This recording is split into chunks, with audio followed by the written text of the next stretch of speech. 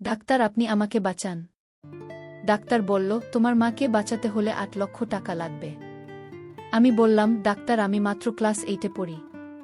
আমার বয়সটা অল্প। আমি একজন ছোট মেয়ে। আমার কোনো ভাইবোন নেই। আমার মা ছাড়া এ পৃথিবীতে কেউ নেই। কিন্তু ডাক্তার বলল, তোমার কে আছে বা কে নেই সেটা আমার দেখার বিষয় না। আমি ডাক্তার সাহেবকে বললাম, আপনি একটু দয়া করুন। ডাক্তার আমার কথার উত্তরে বলল, আমি তোমার মাকে যদি টাকা দিয়ে বাঁচিয়ে তুলি আমার কি লাভ হবে? আমি বলেছিলাম, ডাক্তার, আপনি আগে আমার মাকে সুস্থ করে তুলুন, আপনার যা ইচ্ছা সব আমি পূরণ করব। ডাক্তার তখন বলল, আমি একটা শর্তে তোমার মাকে বাঁচাতে পারি। আমি বললাম, আপনি বলুন কিশোর, আমি সব মেনে নেব। ডাক্তার বলল, তুমি আমাকে কিছু দিতে হবে। আমি বললাম, কি দিতে হবে ডাক্তার সাহেব? ডাক্তার বলল, তুমি আমার অন্য একটা অফিসে এসো, ফিরে আজ রাত 12টার পরে আমি তোমার মায়ের সমস্ত চিকিৎসার করছে আমি দিব। ডাক্তার সাহেব যখন রাতের কথা বললেন তখন আমার মনের ভিতর ভয় কাজ করছিল, কিন্তু কিছু করার নেই। আমি ডাক্তার সাহেবের কথা না শুনলে আমার মায়ের চিকিৎসা হবে না। আর তাই আমি বাধ্য হয়ে আমি ডাক্তারের সাথে রাত 2টায় তার অফিসে গেলাম।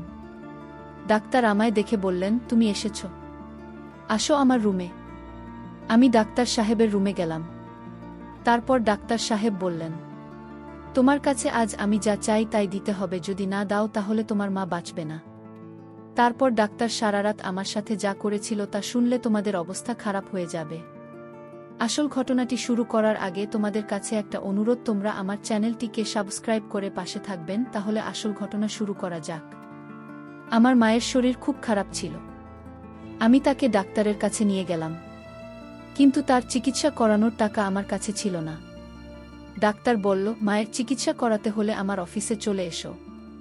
মায়ের চিকিৎসার জন্য আমি ডাক্তারের পার্সোনাল অফিসে গেলাম। আমার নাম সাইমা। আমার বয়স 13 বছর। যখন আমার মায়ের শরীর খারাপ হয় তখন তাকে আমি অনেক ডাক্তার দেখাই, কিন্তু কোনো লাভই হয় না। দিন দিন মায়ের অবস্থা আরও খারাপ হতে থাকে। ডাক্তাররা মায়ের রোগটাকে অপ্রতিকার্য ঘোষণা করেছিল, কিন্তু মা ছাড়া আমার আর কেউ ছিল না। আমি মায়ের এই অবস্থা দেখে খুবই কাঁদতাম। আমি মায়ের একমাত্র মেয়ে ছিলাম। আমার কোনো ভাইবোন ছিল না যে আমাকে সাহায্য করবে। মায়ের চিকিৎসার জন্য আমি আমাদের সমস্ত জমিজমা বিক্রি করে দিয়েছিলাম। এখন আমার হাতে বেশি টাকাও নেই। মায়ের অসুস্থতার খবর পেয়ে একদিন কাকা আমাদের বাড়িতে এসে বলে, তোমাদের উপর দিয়ে এত ঝড় বয়ে গেছে, আর তোমরা আমাকে একবার খবর দাও। একবার যদি আমাকে ফোন করতে, তাহলে তো আমি চলে আসতাম।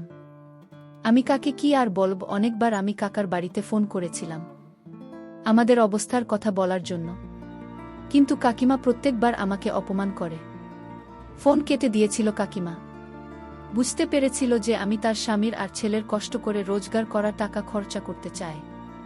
কাকা মায়ের সাথে অনেক কথা বলার মা চুপ করে শুনল। মায়ের সাথে কথা শেষ হওয়ার পর কাকা আমাকে বলল, সাইমা, তোমার জিনিসপত্র গুছিয়ে নাও, তোমরা আমার সাথে আমার বাড়িতে যাবে।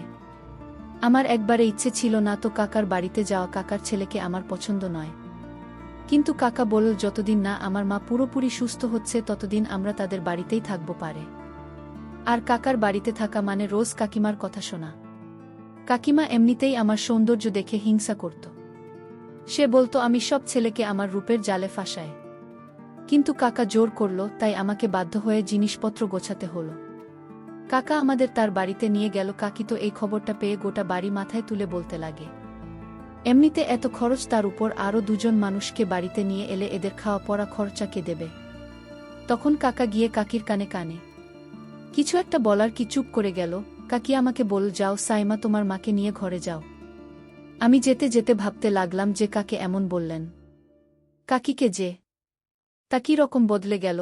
কিন্তু কিছুক্ষণ পর আমি ব্যাপারটা ভুলে গেলাম আর মাকে নিয়ে চিন্তা করতে শুরু করলাম। আমি ভাবলাম যে আমি যদি শহরে কোনো ছোটখাটো একটা চাকরি খুঁজে নিই তাহলে মায়ের চিকিৎসার টাকা জোগাড় করতে পারব। কিন্তু আমার চিন্তা ছিল যে কাকা যদি আমাকে চাকরি করতে না দেয়। পরের দিন সকালে উঠে আমি প্রথমে রান্নাঘরে গেলাম কিছু খাবারের বন্দোবস্ত করতে। তখন কাকি রান্নাঘরে এসে আমাকে বলল, দেখো সাইমা, এখন তো তোমাকে আর তোমার মাকেই বাড়িতে থাকতে হবে। তুমি তো জানো জিনিসপত্রের দাম কি রকম বেড়েছে। তুমি এক কাজ করো, শহরে কোনো ছোটখাটো একটা চাকরি খুঁজে নাও, তাহলে কিছু না হোক মায়ের ওষুধ খরচা তো তুমি দিতে পারবে। বাকি ব্যবস্থা আমি আর তোমার কাকা করে নেব, সে নিয়ে তোমায় ভাবতে হবে না। আমি কাকির এই রোগটা কোনোদিনও দেখিনি। তার ব্যবহার একদম বদলে গিয়েছিল, আমার মায়ের খুব ভালোভাবে খেয়াল রাখছি। আমি দেখে অবাক হলাম যে এক রাতের মধ্যে কাকে এতটা কি করে বদলে গেল। কাকা কি এমন বল কাকিকে যে সে নিজেকে বদলাতে বাধ্য হল? সে যাই হোক, সে আমার সাথে খুব ভালো ব্যবহার করছিল। আমি তো এই বিষয়ে খুশি ছিলাম যে আমি এখন চাকরি করতে পারব, কেউ আমাকে বাধা দেবে না। আমি ঘরে এসে মাকে বললাম যে আমি চাকরি করতে চাই, কারণ আমি জানি মায়ের এটা জানা দরকার। তার মেয়ে সারাদিন কোথায় থাকবে, মা আমাকে চাকরি করতে বারণ করো না। মা ও বুঝতে পেরেছিল যে এখন আমরা কাকার বাড়িতে আছি, তাই নিজেদের খরচা যতটা সম্ভব নিজেদেরকেই চালাতে হবে। শহরে আমার একটা বন্ধু ছিল, তার নাম সুমন। আমি তাকে ফোন করে সব কথা বললাম।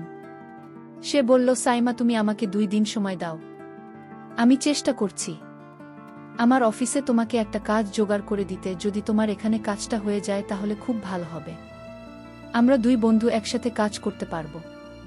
কথা শুনে আমি খুব খুশি হলাম, কারণ আমি প্রথমবার শহরে কাজ করতে যান।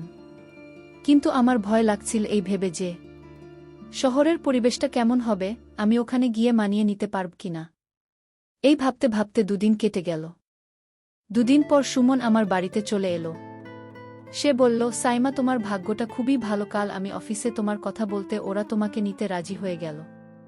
ওদের একটা ভালো মেয়ে দরকার ছিল, এটাও বলেছে যে তোমাকে ভালো পারিশ্রমিক দেওয়া হবে। সুমনের কথা শুনে আমি খুব খুশি হলাম, কিন্তু আমার চিন্তা হয় যে অফিসের মালিক কেমন হবে। পরের দিন সকালে আমি সুমনের সাথে অফিসে এলাম। এসে আমি জানতে পারলাম যে মালিক আমাকে কাজে রেখেছেন। তিনি কোনো কাজে কিছু দিনের জন্য শহরের বাইরে গেছেন। এটা একটা সার্জিক্যাল কোম্পানি ছিল, যেখানে চিকিৎসার সরঞ্জাম তৈরি হতো। প্রথম কদিন আমাকে শূন্যের সাথে রাখা হতো, যাতে আমি ভালো করে কাজ শিখতে পারি। প্রথম দিন আমার অফিসে আসতে অস্বস্তি হচ্ছিল, কিন্তু আস্তে আস্তে আমি এখানে পরিবেশের সাথে নিজেকে মানিয়ে নিলাম। আমি শূন্যের সাথে অফিসে আসতাম, আর ছুটি হলে তার সাথে বাড়ি ফিরতাম। 15 দিন হয়ে গেল আমি এখানে কাজ করছি, কিন্তু এখনো আমি আমার মালিককে দেখতে পাইনি।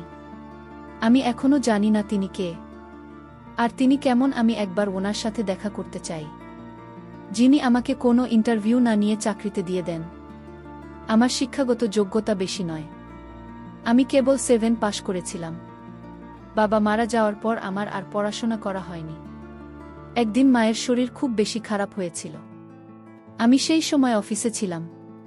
কাকি আমাকে ফোন করে বলে, তোমার মায়ের শরীরটা খুব খারাপ, তুমি এক্ষুনি বাড়ি চলে এসো। কাকির গলাটা খুব চিন্তিত শোনায়। আমি সঙ্গে সঙ্গে সুমনকে বলে বাড়ি চলে এলাম। এসে দেখি মা খুব অসুস্থ। আমি মাকে নিয়ে হাসপাতালে গেলাম। সেখানে ডাক্তার মাকে দেখেই জবাব দিয়ে দিন, বলল, তুমি ওনাকে কলকাতা নিয়ে যাও। তখন আমার কাছে বেশি টাকাও ছিল না, কিন্তু তাও আমি মাকে কলকাতা নিয়ে এলাম। আমি চাই না থাকার জন্য মায়ের চিকিৎসা বন্ধ হয়ে যাক। কলকাতা নিয়ে এসে মাকে হাসপাতালে ভর্তি করিয়ে দিলাম। ওখানে ডাক্তার আমাকে ধৈর্য ধরতে বলে, তারা তাদের দিক থেকে পুরো চেষ্টা করছে। এদিকে আমার কিছুই ভালো লাগছিল না, মনে হচ্ছিল যে কোনো সময় আমাকে ছেড়ে চলে যেতে পারে। তারপর আমি পৃথিবীতে পুরোপুরি একা হয়ে যাব।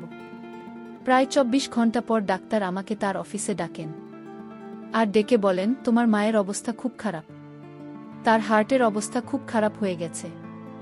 আমাদের এখনই তার চিকিৎসা শুরু করতে হবে। তার জন্য তোমাকে 5 লাখ টাকা জমা দিতে হবে, তবে আমরা তোমার মায়ের চিকিৎসা শুরু করতে পারব।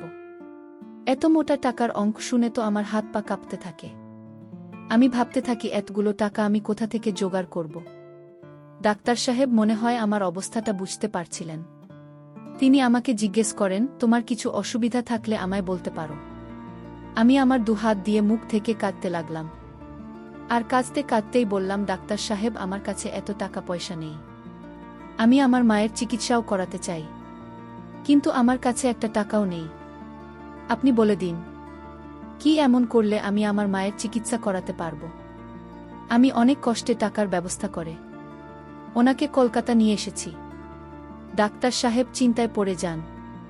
উনি আমার কাঁধে হাত রেখে বলেন, ঠিক আছে, আজ বিকেলে তুমি আমার অন্য একটা অফিসে, সেখানে আমি তোমাকে কিছু কাজ দেব। আর টাকাও দেব, যেটা দিয়ে তুমি তোমার মায়ের চিকিৎসা করাতে পারবে। তুমি যদি আমার কথা না শোনো তাহলে তোমাকে আর বাঁচানো যাবে না। আমি কোনোভাবেই মাকে হারাতে চাই না। তাই আমি ডাক্তার সাহেবের কথা মেনে নিলাম। বিকেলে আমি ডাক্তার সাহেবের দেওয়া ঠিকানায় গিয়ে পৌঁছালাম, যেখানে উনার আরও একটা অফিস আছে। সেখানে গিয়ে আমার একটা বড় ঝটকা লাগল, কারণ সেটা সেই অফিস যেখানে আমি সুমনের সাথে অফিসের কাজ করি। সন্ধে 7টা বাজছিল, ডাক্তার সাহেব আমার জন্য অপেক্ষা করছিলেন। তিনি আমাকে দেখে হাত ধরে তার অফিসে নিয়ে আসেন এবং বসতে বলেন। আমার একটু ভয় করছিল, কারণ অফিসে আমি একদম একা ছিলাম। কিছুক্ষণ বসার পর ডাক্তার সাহেব বললেন, তুমি তো তোমার মায়ের চিকিৎসা করাতে চাও, তাই না? তুমি আমার জন্য কি করতে পারবে? আমি বললাম, স্যার, আপনি যা বলবেন আমি তাই করব। আপনি শুধু আমার মাকে বাঁচিয়ে দিন। আমার কথা শুনে ডাক্তার সাহেব কিছুক্ষণ ভেবে বললেন, তোমাকে আমার অফিসে কয়েক রাত থাকতে হবে। আমি তোমার থেকে যা চাইব তোমাকে তাই দিতে হবে। তুমি যদি আমার কথা শোনো তাহলে তোমার মায়ের চিকিৎসার সব খরচ আমি দেব। আর যদি না শোনো তাহলে কালকে তোমার মাকে নিয়ে অন্য কোনো হাসপাতালে চলে যেও। উনার কথা শোনা ছাড়া আমার আর কোনো উপায় ছিল না। আমি বুঝতে পারছিলাম না ডাক্তার সাহেবের নজর আমার অন্যদিকে। আমি বললাম, স্যার, আপনি আমাকে অফিসের কাজ দিন, আর প্রতি মাসের পারিশ্রমিকটা আপনি রেখে দেবেন। উনি বললেন, তুমি সত্যিই খুব সরল, এতগুলো টাকা কি কেউ এমনি এমনি দেয়? তুমি আমাকে খুশি করতে পারলে আমি তোমার মায়ের চিকিৎসা করব। বাধ্য হয়ে আমাকে মায়ের চিকিৎসার জন্য ডাক্তার সাহেবের কথায় আমার রাজি হতে হয়। তারপর ডাক্তার সাহেব আমার সাথে, বন্ধুরা, সেটা আমি ভাষায় প্রকাশ করতে পারছি না। আসলে আমি একটা ছোটখাটো মেয়ে। আমি ডাক্তার সাহেবকে বলেছিলাম, ডাক্তার, আমার তো তেমন বয়স হয়নি। তারপরও ডাক্তার আমার কোনো কথা শুনল না। এছাড়া তো আমার আর কোনো উপায় ছিল না। আমার নিজের উপরই ঘেন্না হচ্ছিল। পৃথিবীর সমস্ত ডাক্তারদের উপরে রাগ হচ্ছিল। মনে হচ্ছিল এরা কেমন ডাক্তার, রোগীদের প্রাণ বাঁচানোর জন্য। এরা লোকদের যা ইচ্ছা তাই করে। দুর্বলতার সুযোগ নিয়ে তারা এসব করে। আমার নিজের উপর রাগ হয় এই ভেবে যে আমি এরকম একটা জায়গায় চাকরি করছিলাম। আমি যদি জানতাম যে সুমন আমাকে যে অফিসে কাজ করতে নিয়ে যাচ্ছে সেখানে ডাক্তার এরকম, তাহলে আমি কখনোই এই চাকরিটা করতাম না। আমি যখন পরের দিন কোনো রকমে নিজেকে সামলে হাসপাতালে গেলাম, তখন আমি জানতে পারি আমার মা সুস্থ হয়ে গেছে। আমি আরও জানতে পারি মায়ের যত চিকিৎসার পর সব টাকা কাউন্টারে দিয়ে দিচ্ছে, আর আমার মায়ের চিকিৎসাও ভালো করে হয়েছে। আমি তা দেখে অনেক খুশি হয়েছিলাম, কিন্তু আমি তো বুঝতে পারছিলাম কিসের জন্য ডাক্তার আমাকে বাঁচিয়েছেন। এই দুনিয়ার স্বার্থ ছাড়া কেউ কাউকে উপকার করে না। ডাক্তার সাহেবের সাথে আমার কাজ দেখে আদায় করে নিল, আর তার বিনিময়ে আমাকে টাকা দিয়ে বাঁচিয়ে দিল।